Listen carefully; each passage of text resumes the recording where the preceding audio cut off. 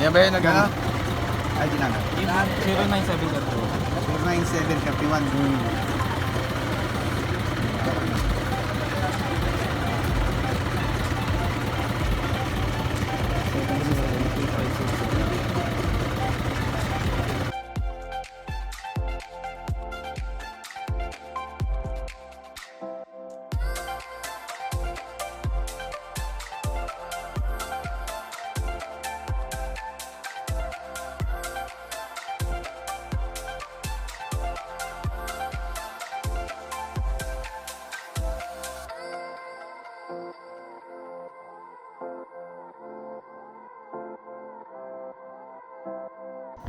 Ngayong araw, abangan tayo ng training.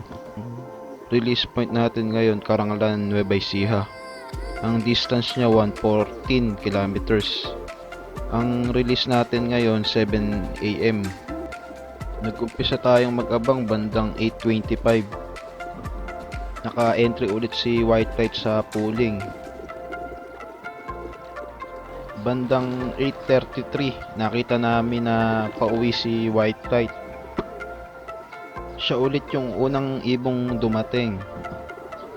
Ang naging problema lang ngayon, umikot siya, tsaka siya naabutan nung iba naming pauwi, kaya medyo natagalan siya sa pagbaba.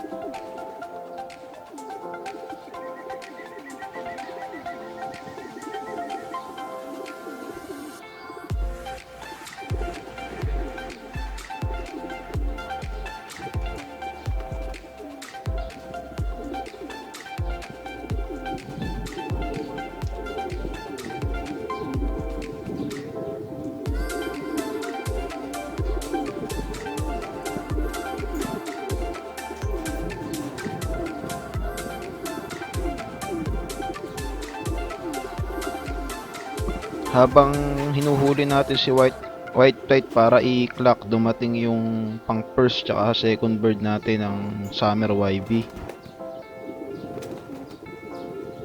Dumating sila ng 8:34. Na-clock din natin si White Light ng 8:34.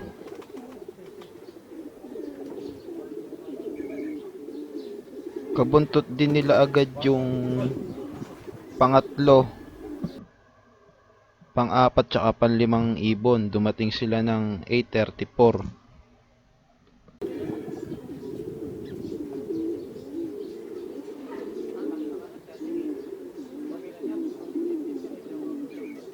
Pumuntot din agad yung pang-anim na ibon. Dumating ng 8:35.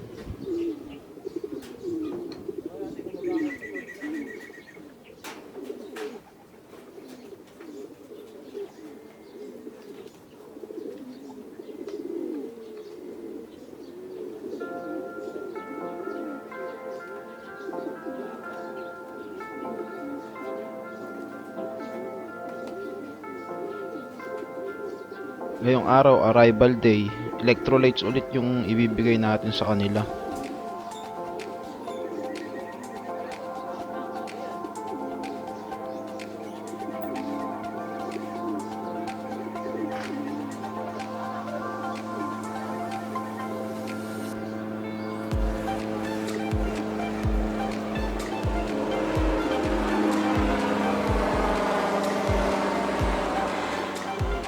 Bali, na-clock nga natin si White Light ng 8:34. Check natin yung naging resulta ng clocking sa Mavsi. Bali, Karanglan nga tayo ngayon.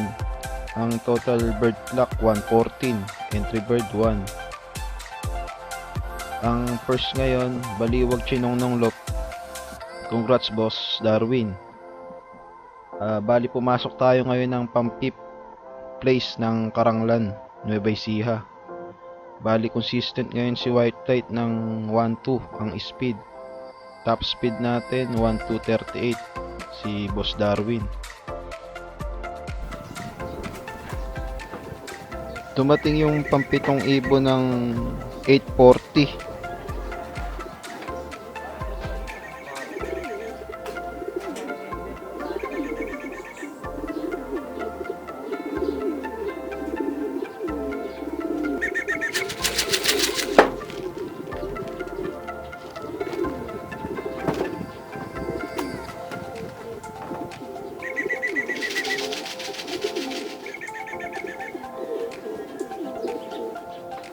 Dumating yung pang-walong ibon ng 841.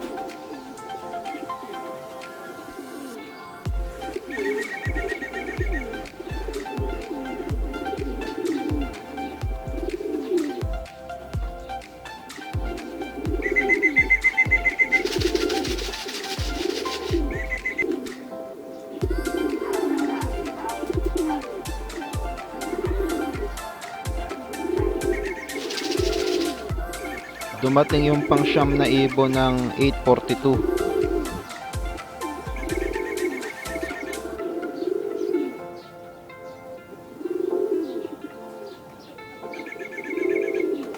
Dumating yung pang-sampung ibon ng 843.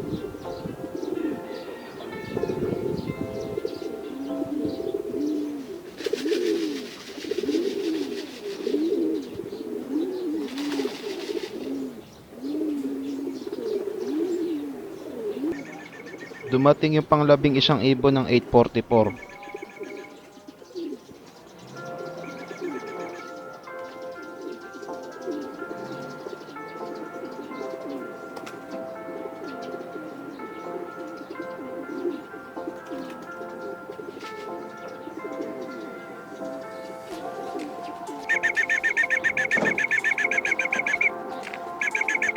Dumating yung pang-labing dalawang ibon ng 848.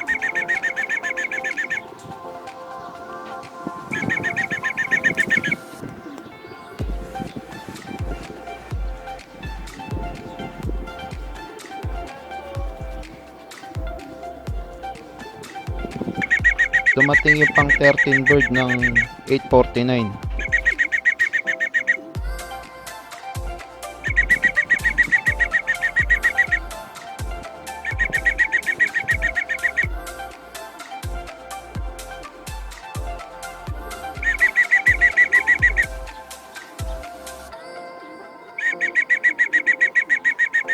Biglang may lumapag na ibon, pencil blue ang kulay.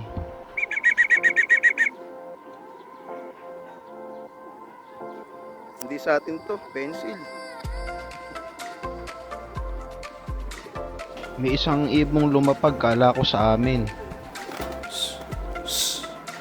Pinugaw din natin agad dahil siguradong inikay na siya ng amo niya.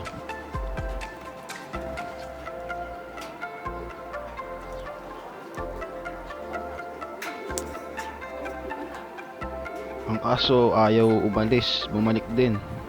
Bumaba ulit sa loop. Kaya papasok pa sa flyer loop natin.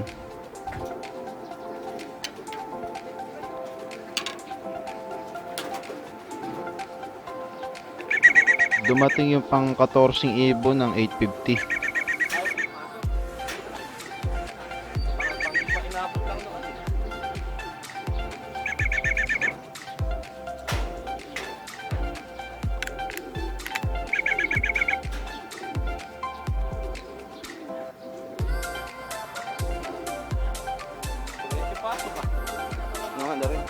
Ada rin.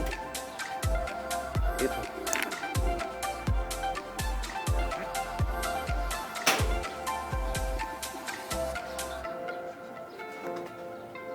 Pumasok siya sa loop, bali pa inumin natin tapos pawawalan natin mamaya kapag nakapagpahinga siya.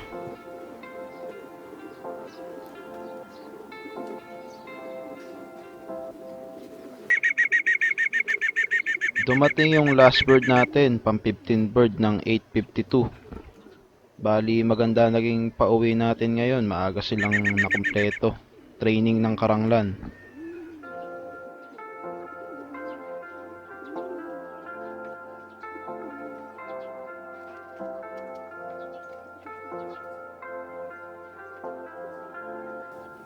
Ngayong araw, pulling natin ng Karanglan. Pumasok si White Flight ng pang 5th place sa clacking. Bali siya nga yung nag-champion nung Santa Fe. Sana maging consistent yung speed niya hanggang matapos yung pan race.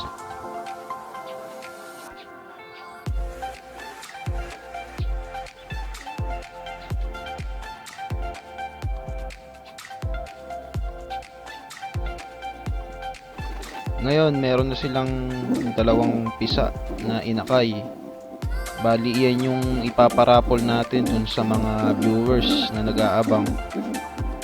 Mag-update po tayo pagka medyo lumaki na sila. Mag-iisip tayo ng magandang laro para sa raffle.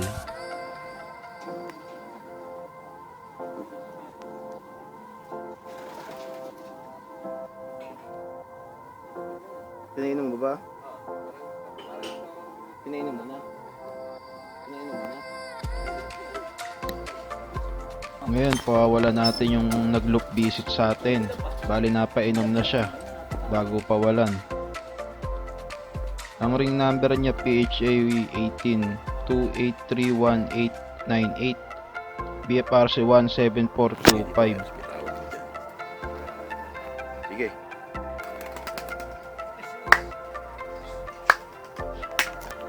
Sa sobrang pagod niya, ayaw na talagang umalis. Kaya binandera na namin para makauwi na sa may-ari.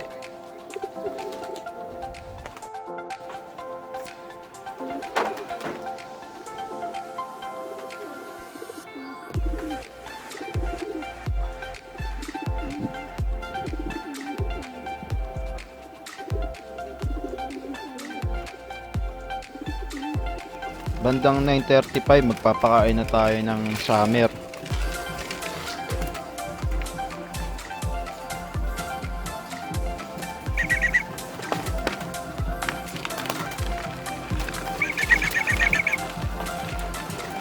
Ngayong training ng Karanglan, maganda naging uwi nila. Nakumpleto tayo ng 8:52. Sana magtuloy-tuloy na yung magandang uwi nila dahil malapit na rin tayong mag first lap.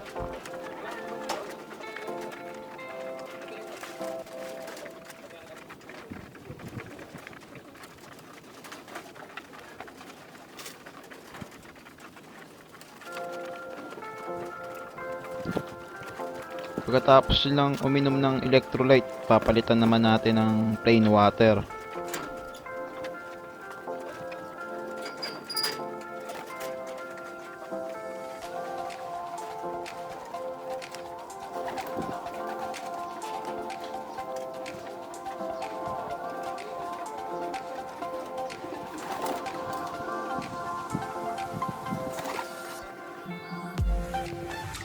Pakain naman tayo ngayon kay White Kite.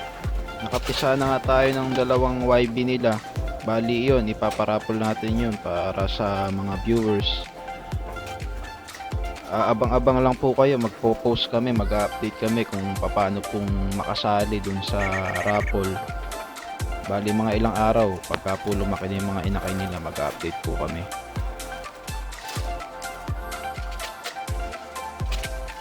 Bali, ang next loading na po natin yan sa Biyernes 26. Loading po natin ang second lap.